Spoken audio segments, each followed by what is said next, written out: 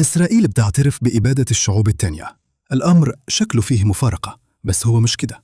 في 28 يونيو الحكومة الإسرائيلية اعترفت بإبادة الأرمن. حسب أكثر الروايات التاريخية انتشاراً، الإبادة دي كانت قتل حوالي 1.5 مليون أرمني، حصلت بين 1915 و 1916 على إيد حركة الشبان الأتراك تحت قيادة الإمبراطورية العثمانية. الأرمن كانوا أقلية مسيحية كبيرة، وكمان مختلفين عرقياً عن الأتراك اللي كانوا عايشين معاهم في شبه جزيرة الأناضول الحالية. لحد النهاردة ما فيش حكومة تركية اعترفت بالفظائع اللي حصلت، وعملوا كل حاجة عشان يمنعوا باقي الدول من الاعتراف بيها. بس ليه الحكومة الإسرائيلية دلوقتي بتعترف بالإبادة دي؟ الهدف هو الرد على الاتهامات المتكررة اللي أردوغان وجهها للدولة اليهودية بخصوص إبادة الفلسطينيين.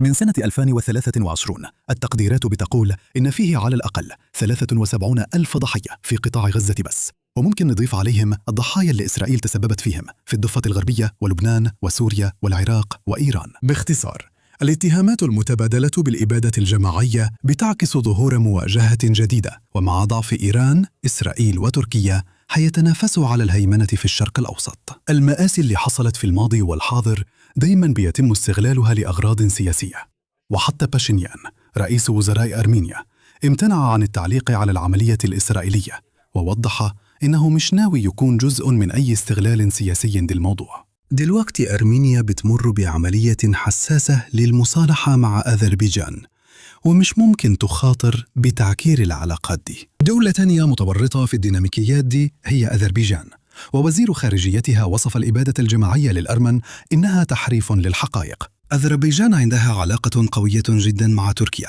لأسباب تاريخية وثقافية واستراتيجية.